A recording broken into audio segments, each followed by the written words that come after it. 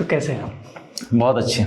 बहुत अच्छे हैं। तो फिर से आपका स्वागत है कविता किस्से कहानियाँ के नेक्स्ट पॉडकास्ट में। बहुत बहुत धन्यवाद। और कविता किस्से कहानियाँ का फिर से शुक्रिया करना चाहूँगा कि इसी तरीके से अच्छे विषयों को हमेशा लेकर के आते हैं आप। किसी साहित्यकार के बारे में, किसी अच्छे कवि के बारे में या किसी भी क्रांतिकारी के बारे में अक्सर होता रहता है आप कार्यक्रम। ये चीज़ तो है।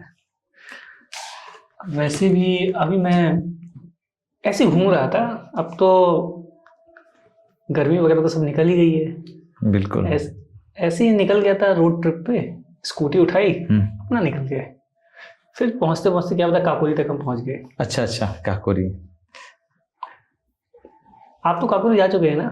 मैं काकोरी 3 बार गया हूँ। 3 बार। और मेरा चूंकि इतिहास विषय रहा है और इतिहास में भी विशेष करके क्रांतिकारियों के बारे में जानने का मुझे बहुत बचपन से ही शौक रहा है। अच्छा, तो ये जो काकोरी पहले एक्शन प्लान, अब बाद में हुआ, पहले काकोरी कांड था, तो जो काकोरी कांड के पीछे कहानी क्या है? फिर उसको एक्शन प्लान में क्यों कन्वर्ट कर दिया गया? दरअसल देखिए, नाम में बदलाव इसलिए हुआ ना कि ब्रिटिशर्स ने पूरे भारतीयों को दिखाने के लिए इसको षड्यंत्र का नाम दिया, कॉन्स्पिरेसी का नाम दिया। ब्रिटिश गवर्नमेंट थी। उसके बाद भी, देश के आज़ाद होने के बाद भी कई साल तक इतिहासकारों ने इसे कांड ही और षड्यंत्र ही नाम दिया। लेकिन मैं आपको बता दूं, ये कांड और षड्यंत्र था ही नहीं।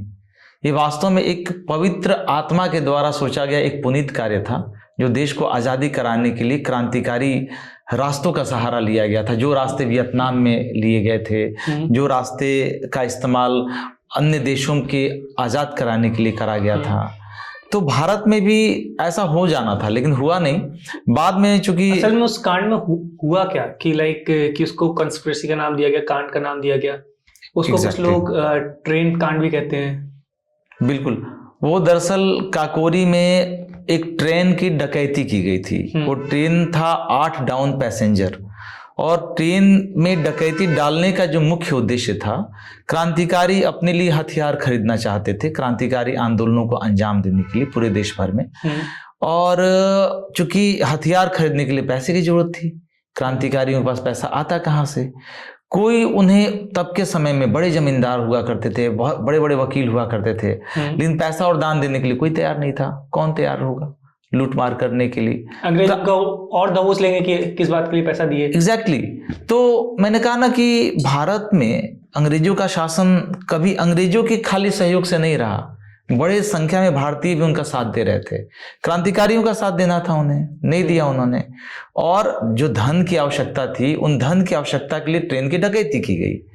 और ट्रेन की डकैती, मैं आपको बता दूं, पिछले 200-300 वर्षों के इतिहास में, खास करके ब्रिटिश राज की जब भारत में स्थापना हुई, इतनी बड़ी डकैती नहीं की गई थी। आप देखेंगे तब के समय के अखबारों की सूची आप किताबों में देखेंगे, पूरा लंदन और ब्रिटिश अखबार, यहाँ तक कि अमेरिकी अखबार में भी खबरें खूब मोटे मोटे अक्षरों में छपी कि हिंदुस्तान में ट्रेन की डकैती हो गई, इतने पैसे। मैं आपको बता दूं, 4679 रुपये मात्र उस समय इकट्ठे किए गए थे डकैती के माध्यम से। लेकिन इन पैसों की उगाही और पूरे लोगों को, क्रांतिकारियों को पकड़ने के लिए ब्रिटिश सरकार ने 6 लाख रुपए से ज्यादा खर्च कर दिए थे। 4000 के लिए 6 लाख? यस, 6 लाख रुपए, क्योंकि उनके नाक का सवाल हो गया था। लोगों को लगने लगा कि अब तो क्रांतिकारी कुछ भी कर सकते हैं। बात ईगो पे भी आ गई। एग्जैक्टली, ईगो पे आ गई। ब्रिटिश कहते हैं कि ब्रिटिश गवर्नमेंट का सूर्यास्त कहीं नहीं हुआ करता था। इतनी बड़ी, मतलब उसका साम्राज्य था पूरे विश्व भर में। हमारे देश के क्रांतिकारियों ने ट्रेन लूट को सक्सेसफुल कर दिया था। एग्जैक्टली, वो सफलतापूर्वक लूट किया गया। और मैं आपको बता दूं, ये घटना है 9 अगस्त 1925 की, और 1 महीने तक एक भी क्रांतिकारी नहीं पकड़ा गया। दूसरे महीने कुछ कुछ क्रांतिकारी जब छापा पड़ने लगे तो सारे क्रांतिकारी पकड़े गए। और मैं आपको बता दूं कि क्रांतिकारी भी क्यों पकड़े गए? मुखबिरी के कारण। हम कहते हैं हमारे देश में मुखबिरों की कमी कहाँ है? हाँ, कमी नहीं है। और लोग पैसे लेकर के, कई लोग टूट गए अंग्रेजी 3rd डिग्री के सामने, और टूट करके उन्होंने मुखबिर बन गए और उन्होंने सारा भेद खोल दिया। नहीं तो पकड़े नहीं जाते। हमारे क्रांतिकारियों की योजना बहुत संगठित तरीके से की गई थी। उन्होंने कई ऐसे घटनाओं का अंजाम दिया था इस तरीके से, जैसे आपको आएगा मैनपुरी षड्यंत्र जिसका नाम दिया गया, पीला पत्र षड्यंत्र नाम दिया गया, सिल्क पेपर नाम दिया गया, मतलब कई सारे ऐसे जो उनको टॉर्चर दिया गया, काफी एकदम ऐसा वाला दिया गया 3rd डिग्री कि मुंह खोल ही दे, तोड़ दिया गया। क्योंकि जब जो इंसान 6 लाख रुपए लगा दिया है उस टाइम पे, आज के टाइम तो करोड़ों, एग्जैक्टली जब जो इंसान पैसा लगा रहा है तो वो रिजल्ट चाहेगा, चाहे जैसा।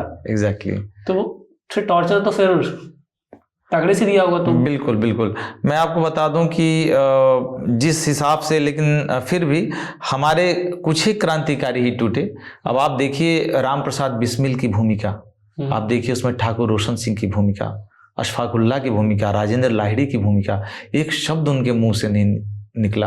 और मैं आपको बता दूं ब्रिटिश चाल, जब आप देखेंगे कि जब वकीलों को भेजा जाता है, सरकारी वकीलों को भेजा जाता है उनका केस लड़ने के लिए, तो उन दोनों के बीच में भेद भी डालने की कोशिश की जाती है।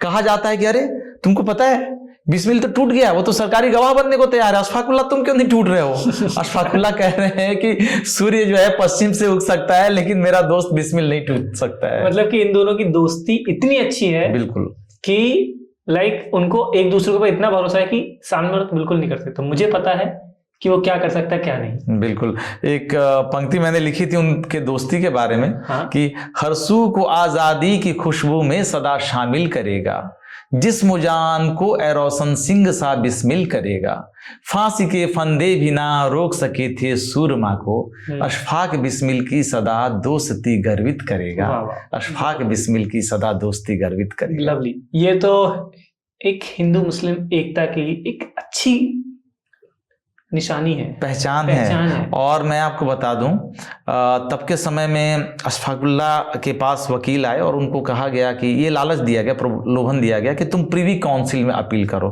दरअसल प्रिवी काउंसिल क्या होता है, तब के समय का सुप्रीम कोर्ट होता था, जिसका मतलब कार्यालय कह लीजिए कि लंदन में होता था, और लंदन में अपील करना कितना मुश्किल था। लेकिन फिर भी चूंकि उस समय बहुत जो पैसे वाले लोग थे, नामी वकील थे, उन्होंने प्रलोभन दिया कि अशफाकुल्ला, ब्रिटिश सरकार की तरफ से ये कहा जा रहा है कि यदि अशफाकुल्ला सरकारी गवाह बन जाएगा तो उसकी सजा माफ कर दी जाएगी, तुम हस्ताक्षर कर दो पेपर पे। अशफाकुल्ला कहते हैं कि अरे राम प्रसाद बिस्मिल ने तो कुछ किया ही नहीं, सब तो मैंने किया है। राम प्रसाद बिस्मिल तो बिल्कुल निर्दोष है, और राम प्रसाद बिस्मिल का सारा दोष अपने ऊपर ले लेते हैं वो, और पेपर पे बाकायदा साइन करके भिजवाते हैं। आपको पता है कि क्यों राम प्रसाद बिस्मिल का उन्होंने सारा दोष अपने ऊपर ले लिया? नहीं। अच्छा, आप अंदाजा लगाइए क्यों लिया होगा। उनकी दोस्ती इतनी अच्छी होगी? नहीं, कुछ और? मुझे तो दोस्ती लग रहा है, दोस्ती और क्रांतिकारी होना, कि वो जाकर बाहर जाकर लोगों को संदेशा देंगे, एक ये कारण हो सकता है। शतरंज का खेल आप खेला है कभी आपने? बिल्कुल खेला है। आप राजा, प्यादा और ऊंट ये सब जानते हैं चाल?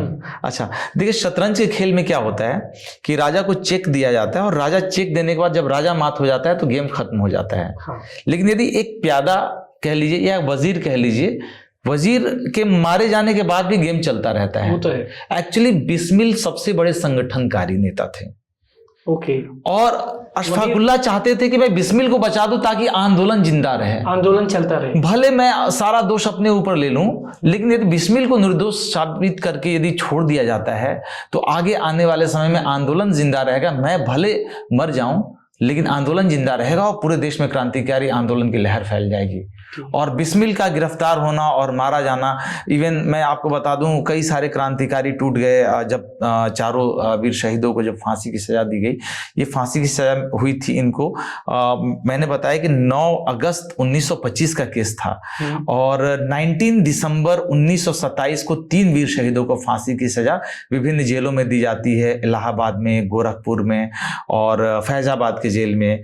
और फांसी की सजा के ठीक 2 दिन पहले राजेंद्र लाहिड़ी को भी फांसी की सजा दी जाती है। तो 4 इन वीर क्रांतिकारियों को सजा दी गई। अच्छा, पता है मैं आपको बताऊं, सबने एक ही तरीके के घटना को अंजाम दिया था जिसका नाम था काकोरी एक्शन। लेकिन आपको पता है तीनों को, खाली 4 को फांसी की सजा हुई। क्यों? क्योंकि चारों टूटे नहीं। हमेशा मुकदमे के दौरान, सुनवाई के दौरान ये ब्रिटिश जो बहस होती थी उसमें हंसी का माहौल उड़ा देते थे, हंसने लगते थे।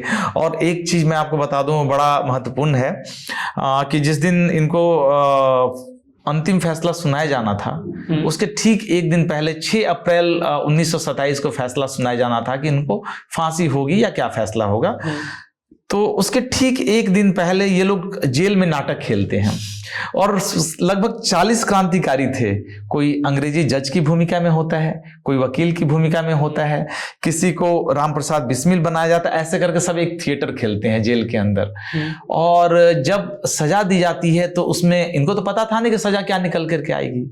जब सजा दी जाती है तो अशफाकुल्ला को उसमें फांसी की सजा नहीं दी जाती है।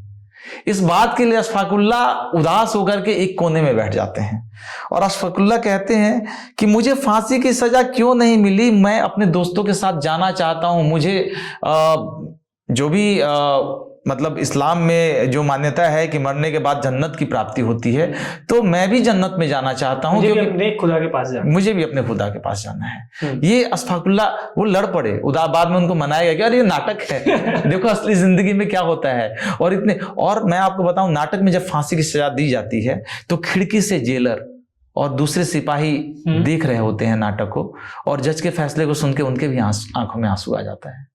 इतना मतलब इतने बिल्कुल इतने कड़े तरीके से हमारे क्रांतिकारी काम किया करते थे।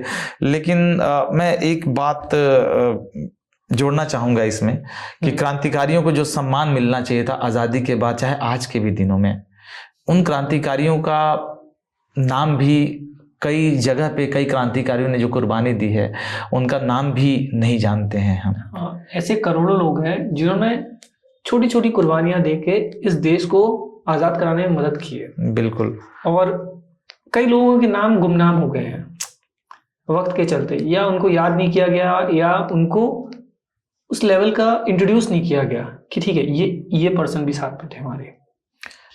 एक मैं यात्रा कर रहा था अभी शाहजहांपुर के माध्यम से, मैं दिल्ली जा रहा था, बीच में शाहजहांपुर, तो वहाँ के एक लोकल 2-3 लोग मिले थे। उन्होंने कहा कि आपको पता है जो जिन पिस्टल का उपयोग किया गया था और जो संग्रहालय में रखा गया था वो पिस्टल चोरी कर ली गई। जिन पिस्टल का उपयोग क्रांतिकारी किया करते थे बाद में अंग्रेजों ने जब्त किया था और आज़ादी के बाद उसको संग्रहालय में रखा गया था, उसके बदले में डुप्लीकेट पिस्टल रखी गई है। अब ये कौन चोरी करके ले गया? हमारा देश आज़ाद है, आज़ादी के बाद संग्रहालय में रखा गया है और उसे चोरी कर लिया। ऐसे लोगों को तो अपने ऊपर मतलब शेम होना चाहिए कि उनको शर्म भी नहीं आ रही कि जिन्होंने आज़ाद किया है, मतलब जिन्होंने मदद की आज़ाद कराने में, अपना बलिदान दिया है, त्याग किया है, आप उनके साथ ऐसा व्यवहार कर रहे हैं। मुझे तो आश्चर्य होता है कि कई सारी सड़कों का नाम, पार्क का नाम, हॉस्पिटल का नाम उन लोगों के नाम पे रख दिया गया जिन लोगों ने अंग्रेजी शासन के दौरान अच्छे खासे पैसे कमाए, जिन्होंने फायदा मलाई काटी एक तरीके से, जो बड़े और नामी वकील थे जिनकी मोटी फी हुआ करती थी। और एक वकील का मैं नाम नहीं लूंगा, तब के समय के बहुत नामी वकील थे, बाद में बहुत बड़े लीडर बने, मुख्यमंत्री भी बने और उनके नाम पे बड़ा हॉस्पिटल भी खुला है। उस वकील से पेशकश की गई थी कि राम प्रसाद बिस्मिल का केस आप लड़िए सरकारी वकील बन करके, लेकिन सरकार उतना पैसा उनको नहीं दे पाई जितना उनकी फी थी।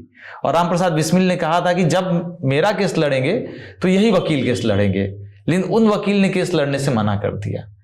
तो हमारे क्रांतिकारी के लिए तो खुले मन से आना चाहिए था केस लड़ने के लिए। मैं आपको बता दूं, मोहम्मद अली जिन्ना या फिर आप नाम लीजिए मदन मोहन मालवीय, ये ऐसे वकील थे जो बिना पैसे लिए क्रांतिकारियों के केस लड़ने के लिए तैयार थे। ऐसे भी वकील आए, लेकिन जो नामी वकील जिनका नाम बिस्मिल ने रिकमेंड किया, उन्होंने मना कर दिया कि नहीं, मैं केस नहीं लड़ूंगा। कितनी मतलब हास्यास्पद बात है, दुख की बात है। इस बात से तो यही लगता है कि पैसा का बोलबाला है। वक्त कोई भी हो, चाहे आज से 100 साल पहले या अभी। 100 साल पहले से भी याद आया कि जैसा आपने बताया था कि 1925 में, एग्जैक्टली अगस्त 1925 में ये काकोरी कांड हुआ था। 100 साल पूरा होने वाला है। 100 साल पूरा होने वाला है 1 साल बाद। बिल्कुल। अब इस पे देखते हैं कि सरकार इस पे किस तरीके से सेलिब्रेशन होता है, किस तरीके से इसको मनाया जाता है, किस तरीके से जागरूकता जाती है। एक ये भी सवाल है कि 100 साल जिस चीज को हो गया, जिस घटना ने आजादी में मदद की है, उस घटना को हम किस तरीके से लोगों तक पहुंचा रहे हैं, क्योंकि 100 साल के बाद तो मुश्किल ही है शायद किसी को याद रहे। आज आप देख ही रहे हैं, इंस्टाग्राम का ज़माना आ गया है, लोग कैसे कैसे रील पसंद कर रहे हैं और कैसी कैसी चीज़ें वायरल हो रही हैं। लेकिन क्या आपको नहीं लगता है कि ये मतलब जवाब मुझे देना चाहिए था, लेकिन मैं प्रश्न आपसे ही पूछ ले रहा हूं कि लगता नहीं कि क्रांतिकारियों के बारे में छोटे छोटे बच्चों को जानकारी होनी चाहिए थी, उनके अंदर मतलब एक अवेयरनेस होना चाहिए था कि हमारे क्रांतिकारी आंदोलन में। मैं आपको एक बात बता दूं, चूंकि बात हुई है, एक बुक है, इतनी मोटी बुक है, भारतीय राष्ट्रीय स्वतंत्रता आंदोलन की, वो हिंदी माध्यम कार्यान्वयन निदेशालय के द्वारा प्रकाशित की गई है। यूपीएससी के बच्चे तैयारी करते हैं, उस किताब को पढ़ करके फ्रीडम स्ट्रगल के क्वेश्चन के बारे में पढ़ते हैं, और उस किताब में कहीं एक पेज भी काकोरी एक्शन के बारे में नहीं लिखा गया है। इससे बड़ा दुर्भाग्य क्या हो सकता है हमारे इतिहास लेखन के बारे में। हम जो किताब पढ़ेंगे उसी के बारे में तो बच्चों को बताएंगे, बच्चे जो पढ़ेंगे उनके बारे में काकोरी का नाम मतलब कोई जानता तक नहीं है। आप बच्चों से पूछिए, 3 बार काकोरी जा चुके हैं, हाँ। तो वहां का जो बना के रखा है संग्रहालय वगैरह, बिल्कुल, तो किस तरीके से बना के रखा है? क्या माननीय सजो कर रखा गया या फिर टूटी फूटी हालत में छोड़ दिया? मैं बताऊं, संग्रहालय कुछ समय के बाद बना और काफी अच्छा बना। माननीय कल्याण सिंह जी उस समय मुख्यमंत्री थे और श्रीमती इंदिरा गांधी जी के प्रधानमंत्री के नेतृत्व में वो बना, और मैं आपको कल्याण सिंह के समय में सुधार हुआ था और काफी अच्छा बना है, बहुत अच्छे प्लेस पे बना है। मैं वहां पे पूरा मैंने रिकॉर्ड भी करा है, वहां पे अपना एक पॉडकास्ट भी वहां पे दिया है। सारे जितने भी क्रांतिकारी थे सबकी मूर्ति बनाई गई है वहां पे, और अक्सर उनके जन्म तिथि पे या शहादत दिवस के दिन माल्यार्पण होता है वहां पे, और साफ सफाई भी उसकी प्रॉपर होती है। तो उस हिसाब से वहां पे अभी कई सारे कार्यक्रम भी, आजादी का अमृत महोत्सव हुआ था तो विभिन्न स्कूल के बच्चे वहां पे जा रहे थे। एक एम्फी थिएटर भी रखा गया है, पुस्तकालय भी बना है, लेकिन मेंटेनेंस का अभाव है, जैसे रेगुलर खुलता नहीं है। आप जाएंगे कभी तो मैं सबसे सरकार ने तो अपना काम कर दिया, लेकिन हमें आपको जाना चाहिए उन लाइब्रेरी में, देखना चाहिए किताबों के बारे में। अगर हम जाएंगे तो मेंटेनेंस सरकार Exactly. खुद ब खुद लोग ही नहीं जाते हैं ना वहां पे। इतना अच्छा पार्क है वहां बनाया गया, और उनकी स्मृति चिन्हों को वहां पे स्थापित किया गया है, बड़े बड़े पोस्टर लगा कर रखे गए हैं वहां पे, सबके नाम लिखे गए हैं, पूरी कहानी लिखी गई है। इवन आप स्टेशन पे भी जाएंगे तो बहुत लंबी लंबी कहानियां लिखी गई हैं, और मैंने तो पूरा उसको कवर किया है बहुत अच्छे तरीके से। लेकिन लोगों के अंदर मुझे नहीं लगता है कि क्रांतिकारी राष्ट्रवाद को लेकर के बहुत ज्यादा ललक है या जानने की उत्कंठा है। काकोरी एक्शन प्लान में कौन कौन से क्रांतिकारी शामिल थे? काकोरी एक्शन प्लान, एक्चुअली मैं थोड़ा सा पीछे जाकर के आपको बताता हूँ। एक्शन प्लान के पहले काकोरी दरअसल चौथा एक्शन था क्रांतिकारियों का। उसके पहले 3 विभिन्न डकैतियां डाली जा चुकी थी, मैनपुरी वगैरह। एग्जैक्टली, मैनपुरी और बेसिकली पीलीभीत जिले में, जिसमें 2 डकैती थी। एक द्वारकापुर गांव में थी, जो बड़े जमींदारों को निशाना बनाया गया था।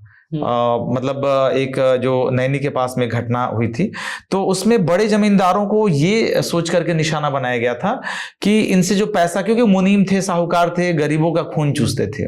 क्रांतिकारियों को पता था कि इनका पैसा निकाल करके हमें क्रांतिकारी उद्देश्यों से बंदूक खरीदने के लिए इस्तेमाल करना है, और उनका ये भी उद्देश्य था कि इनको मारना नहीं है, बस सिर्फ हमें पैसे चाहिए।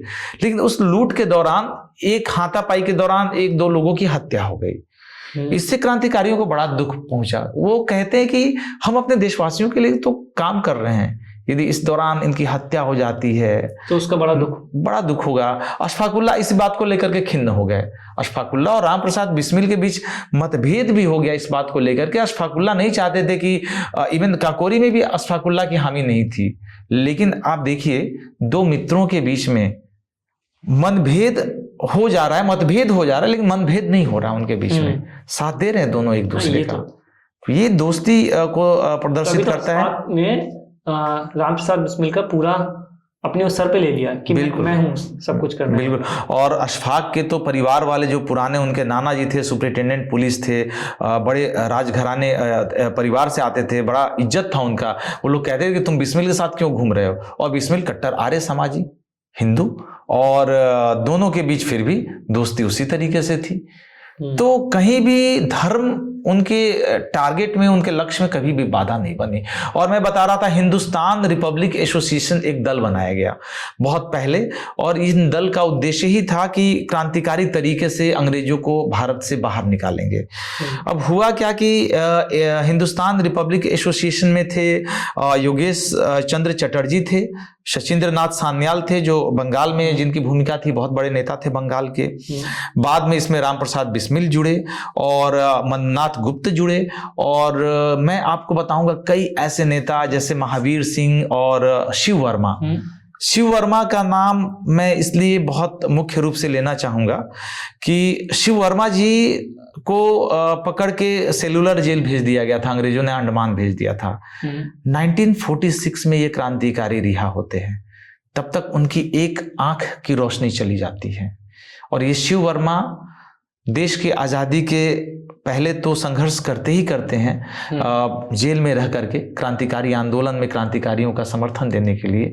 देश की आज़ादी के बाद भी जो गलत नीतियां हैं उसके खिलाफ आंदोलन करते हैं और सरकार का ध्यान आकृष्ट करते हैं कि आप भ्रष्टाचार के खिलाफ एक्शन लीजिए। अभी मैं कुछ टाइम पहले एक इंटरव्यू ले रहा था एक शूट के रिगार्डिंग, तो खत्री जी भी थे। हाँ, उनका नाम है, उनका नाम वहां पे पोस्टर में लगा हुआ है। तो उनका घर यहीं केसरबाग के पास ही है, लखनऊ में। तो उनके जो बेटे हैं, हाँ बेटे या पोते, बेटे उदय खत्री, जब उनसे मैं मिला था तो अभी तो उनकी डेथ हो गई है जी, 1 साल होने को है।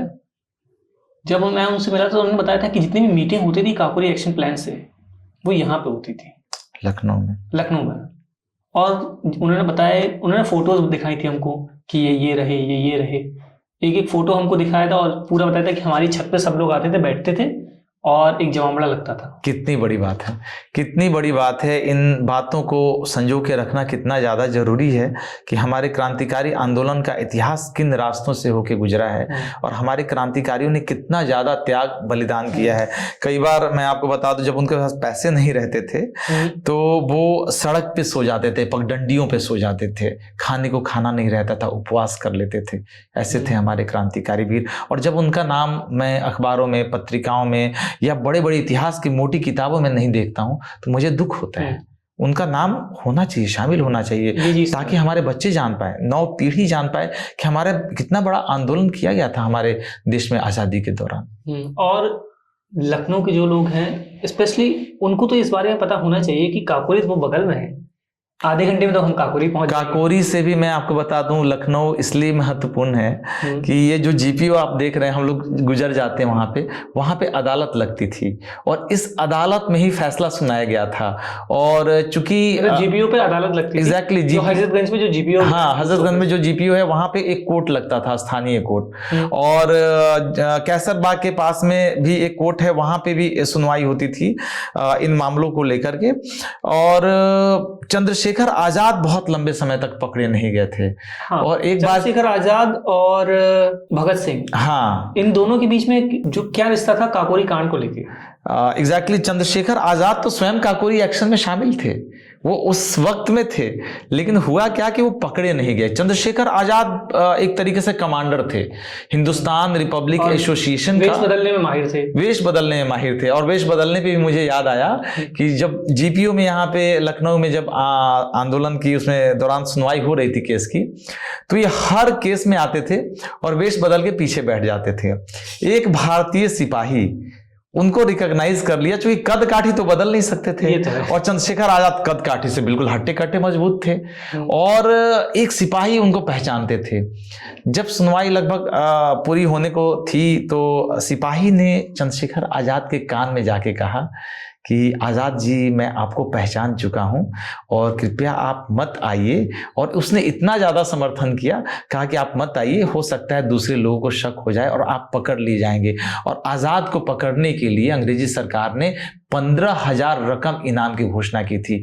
आज़ाद जिंदा या मुर्दा के नाम पे इश्तहार सड़क सड़क पे जगह जगह पे लगा दिए गए थे कि आज़ाद को पकड़ना। आज़ाद अंतिम तक जो आपका अल्फ्रेड पार्क में जो मुठभेड़ होता है इलाहाबाद जिसमें का जो इलाहाबाद का अल्फ्रेड पार्क, तो 27 फरवरी 1931 की घटना, अंतिम समय तक स्वयं को वो एक गोली बजती है और गोली मार लेते हैं खुद को। तो ये क्रांतिकारियों का जज्बा था। क्योंकि एक बात मैं आपको बता रहा हूं, जब भगत सिंह ने असेंबली में जब बम फेंकने की योजना बनाई थी और भगत सिंह ने कहा था कि मैं खाली बेंचों पे बम फेंकूंगा, आजाद ने उनको समझाया था। आजाद ने कहा था कि भगत, कभी भी आप ऐसा काम ना करना कि अंग्रेजों के हाथ आ जाना। यदि आप अंग्रेजों के हाथ में आ जाओगे तो ये बहुत थर्ड डिग्री देंगे।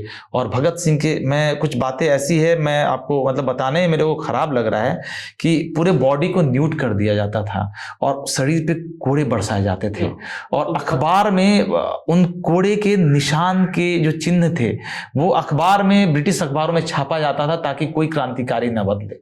मतलब लोगों के बीच में डर बिठाने के लिए। यस, लोगों के मन में डर बिठाने, कोई क्रांतिकारी ना बने। और क्योंकि डर कायम हो जाएगा तो कोई क्रांतिकारी आंदोलन के लिए आएगा नहीं। तो लेकिन इसीलिए कहा जाता है कि भगत सिंह तो देखना सब चाहते हैं लेकिन अपने घर में नहीं, दूसरे के घर कोई में। नहीं चाहता है। हाँ, ये तो है। और वो मात्र कितना 23 वर्ष की अवस्था थी 23 साल की उम्र में। आज के लड़के क्या कर रहे हैं? मौज मस्ती। तो आज के लड़के इंस्टाग्राम रील और रील में भी वायरल रील और इश्क मोहब्बत की बातें, कभी हार्ट ब्रेकिंग। अरे कभी उनके बारे में पढ़िए जिन्होंने आज़ादी के लिए स्वयं को कुर्बान कर दिया। तो वो एक बहुत पुनीत कार्य था उनका। आज के बच्चे नहीं जान पाएंगे। बताया कि बुक से ये सारी चीजें हटती जा रही हैं धीमे धीमे। पहले थी ही नहीं। मैं, सबसे बड़ी बात है कि इनके बारे में ऐसा लगता था कि किसी ने लिख दिया। इससे ज्यादा तो आजादी, प्रेस की आजादी अंग्रेजों के वक्त में थी, जब लोग खुले रूप में, माखनलाल चतुर्वेदी ने लिखा, सुभद्रा कुमारी चौहान जी ने अपनी पंक्तियां लिखी, तो एनसीईआरटी में तो अभी दी गई है। गणेश शंकर विद्यार्थी ने प्रताप में लिखा। और मैं आपको क्या बताऊं कि एनसीईआरटी में कितना लिखा हुआ है, और मैं आपको नहीं बता सकता कि कितना लिखा हुआ है, कितना होना चाहिए था। काकोरी एक्शन एक, मतलब मैंने आपको कहा कि अंग्रेजी काल के दौरान इतना बड़ा एक्शन हुआ ही नहीं था और जिसका कोई वर्णन नहीं है पाठ्य पुस्तक। मेरे हिसाब से तो जैसे काफी सारे आज के टाइम में सोशल मीडिया के इन्फ्लुएंसर आ गए हैं जो हिस्ट्री पर या किसी भी टॉपिक पर वीडियोस बना रहे हैं। उनको व्यू चाहिए, उनको मिलियन ऑफ व्यू चाहिए। जहां से मिलियन ऑफ व्यू मिलेगा, चाहे अच्छा बनाए चाहे गलत बनाए। काफी सारे कंटेंट क्रिएटर्स हैं जो कंटेंट बना रहे हैं, अच्छा बना रहे हैं। लेकिन आप भी देखना चाहेंगे क्या? मुझे तो नहीं लगता है कि आप भले देख लें, मैं भले देख लूं, लेकिन होता है ना, नया टर्म आया infotainment, information plus entertainment. Exactly. तो मुझे लगता है कि जो सोशल मीडिया पे जो इन्फ्लुएंसर्स हैं और जितने भी कंटेंट क्रिएटर्स हैं एजुकेशन से रिलेटेड, एग्जैक्टली, वो इन सारी चीजों को बताना चाहिए। कंटेंट क्रिएट करके ही लोगों तक ये चीजें पहुंच सकती है। आज के बच्चों के बारे में तो मैं क्या बोलूं, दो पंक्तियां हैं मुझे आजादी के बारे में कि आजादी यूं ही नहीं मिली थी हमें खाकों में, वीरों ने जिंदगी गुजार दी थी सलाखों में। आज के बच्चे आजादी की कीमत क्या जाने, क्या मजा था वतन के इश्क में मिट जाने में, क्या मजा था वतन के इश्क में मिट जाने में। तो हमारे क्रांतिकारी ऐसे होते थे, वतन को प्यार किसे अच्छा नहीं लगता था। भगत सिंह तो कहते हैं, जब वो सुखदेव को पत्र लिखते हैं तो कहते हैं कि सुखदेव, प्यार करना किसे अच्छा नहीं लगता, इश्क में होना किसे अच्छा नहीं लगता, लेकिन इस समय मेरा लक्ष्य कुछ और है। मैंने देश से इश्क किया है, मैं इसी के लिए मरना मिटना चाहता हूँ। यदि जिस दिन मैं किसी लड़की से इश्क कर लूंगा, बहुत सारी लड़कियां मरती थी उनके ऊपर, कौन नहीं मरेगा। 5 फुट 10 इंच का सुंदर सा लड़का, जवान सा, इतनी फर्राटेदार अंग्रेजी बोलना, लेकिन उन्होंने कहा था मैं यदि किसी लड़की से इश्क करता हूं तो मेरा जो मार्ग है क्रांतिकारी आंदोलन का वहां से वो हासिल नहीं होगा।